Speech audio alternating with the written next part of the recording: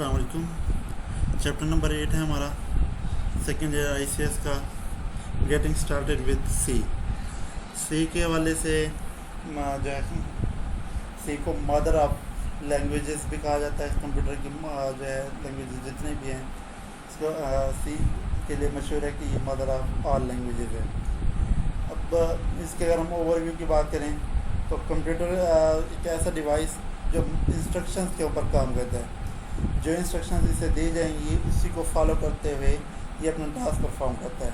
अब ये set of instructions जो हम कंप्यूटर को देते हैं उसे हम कंप्यूटर प्रोग्राम का नाम देते हैं और कंप्यूटर प्रोग्राम को लिखने के लिए प्रोग्रामिंग लैंग्वेजेस इस्तेमाल की जाती हैं। जब कंप्यूटर आया तो उसके साथ साथ मुख्तलिफ लैंग्वेजेस भी वजूद में आई, जिससे कंप्यूटर जो है कंप्यूटर के लिए मुख्तलिफ प्रोग्राम बनाए गए और कंप्यूटर के लिए वर्क जो है वो ईजी हो गया। अब हिस्ट्री ऑफ सी की अगर हम बात करें तो सी जो लैंग्वेज है ये डेनिस रिची ने 1972 में AT&T बेल लैबोरेटरीज के अंदर इसको बनाया था और ये ज़्यादातर अर्ली प्रोग्रामिंग लैंग्वेज जो बी थी उसी से ड्राइव की गई। बी जो है ये डेवलप की थी केन थॉमसन ने 1969 से 1979 का पीरियड है उसमें ये डेवलप की गई थी और इसी बी की बुनियाद पर डेवलपमेंट है सी लैंग्वेज की।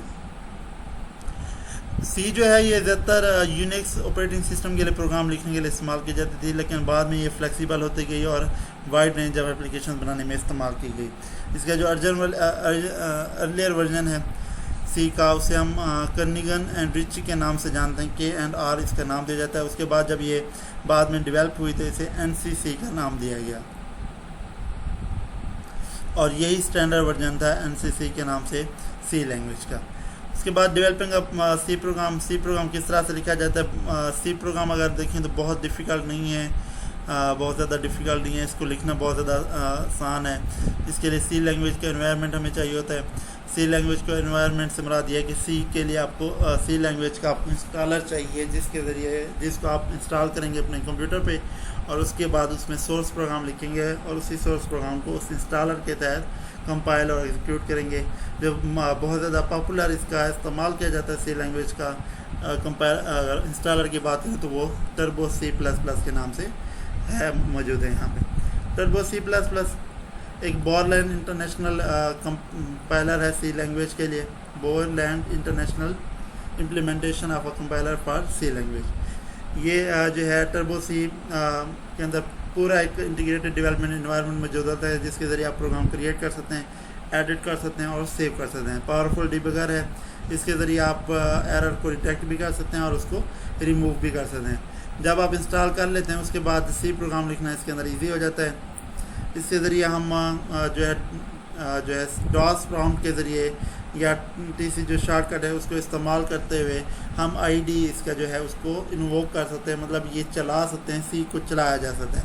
अब इसी के ज़रिए आप प्रोग्राम को क्रिएट कर सकते हैं, एडिट, कंपाइल, एग्जीक्यूट और डीबग कर सकते हैं। जैसे यहाँ पे हमें दिया गया ये फाइल है, एडिट है, सर्च है, रन, कंपाइल, डीबग, प्रोजेक्ट, ये आपकी विंडो दी हुई है, इसमें तमाम ऑप्शन मौजूद हैं।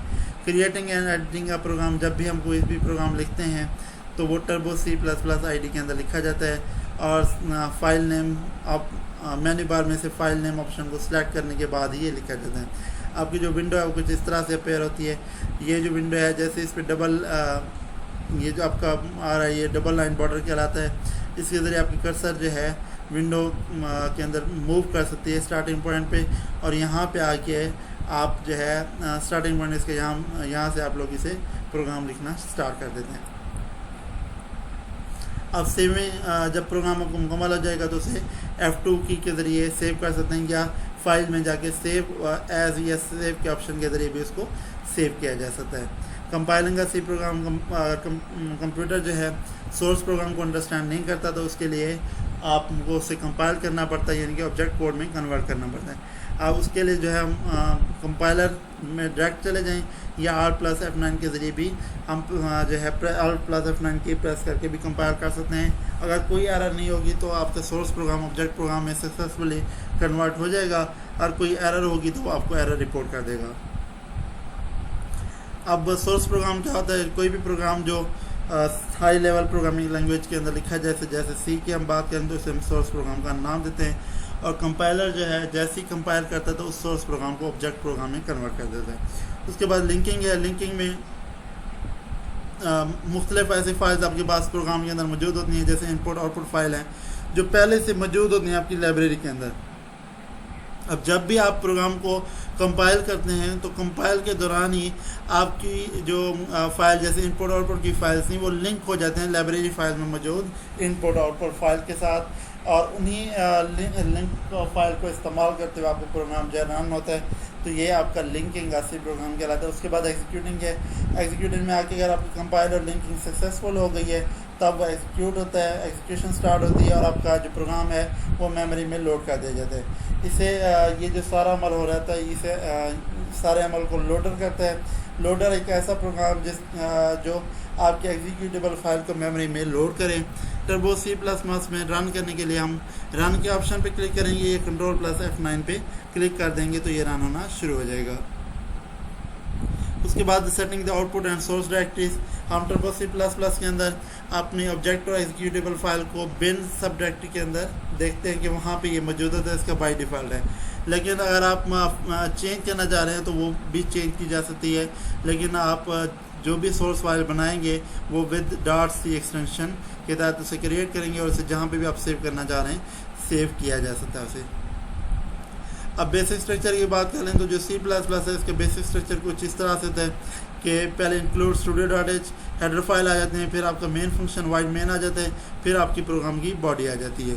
अब आपका जो प्रोग्राम है अनस्ट्रक्चर प्रोग्रामिंग लैंग्वेजेस में जो आपकी इंटायर लॉजिक है प्रोग्राम की वो सिंगल मॉड्यूल के तौर पे इम्प्लीमेंट की जाती है। इन अनस्ट्रक्चर प्रोग्रामिंग लैंग्वेजेस दो तरह की होती हैं, स्ट्रक्चर्ड और अनस्ट्रक्चर्ड।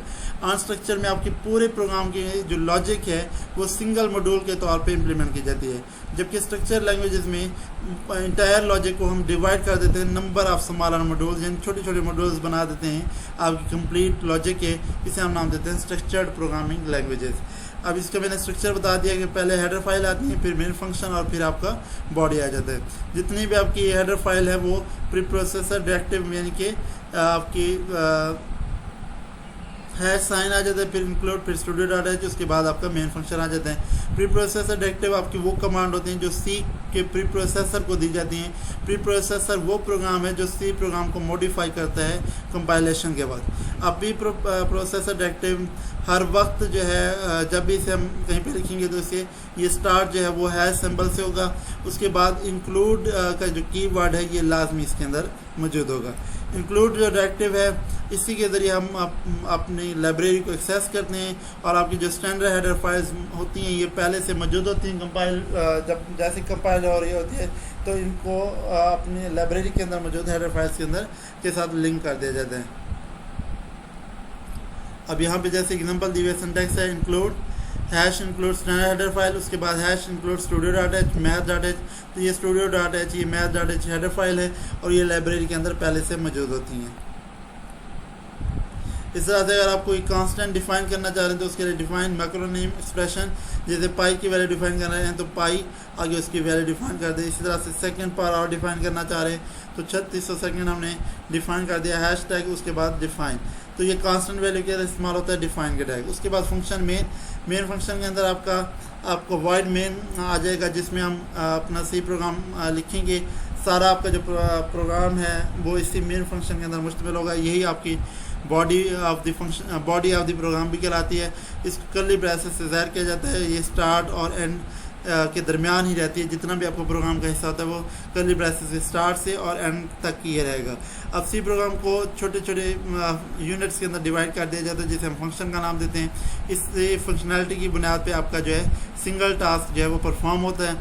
अब जैसे यहाँ पे मेन फंक्शन दिया हुआ है उसकी डेफिनेशन दी हुई थी, बॉडी ऑफ द फंक्शन जिसे हमने ब्रेसेस के अंदर इनक्लोज कर दिया गया था।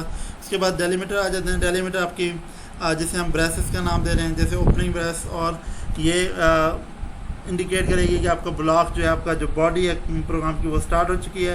इस तरह से क्लोजिंग ब्रेस जो है ये इंडिकेट करेगी कि आपका प्रोग्राम जो है ये बॉडी जो है प्रोग्राम की वो एंड हो चुकी है। उसके बाद स्टेटमेंट टर्मिनेटर के लिए हम सेमीकोलन को इस्तेमाल करते हैं। उसके बाद फंक्शन प्रिंट प्रिंट करने के लिए इस्तेमाल किया जाता है ताकि जो आपके आउटपुट है वो स्क्रीन के ऊपर डिस्प्ले कराई जा सके। कॉमन प्रोग्रामिंग एरर्स प्रोग्रामर जो है जब प्रोग्राम राइट कर रहा होता है तो उसके दौरान कुछ एरर्स आती हैं, जिसे हम बग्स का भी नाम देते हैं, ग्लिचेस का भी नाम देते हैं। अब इन एरर्स को जब रिमूव किया जाता है, जो आपको प्रोसेस कहलाता है इन एरर्स को फाइंड करने का और रिमूव करने का, उस प्रोसेस का हम नाम देते हैं डीबगिंग का। अब ये एरर कौन कौन से हो सकते हैं? सिंटैक्स एरर हो सकते हैं, यार आपने सिंटैक्स में यानी कि ग्रामर, जो सी लैंग्वेज की ग्रामर है, जो उसकी डिक्शनरी है, उसके अंदर अगर आपने कोई चेंज कर दिया, उसके अंदर आपने कोई गलती कर दिया इसे राइट करने में, तो ये सिंटैक्स एरर आएगी।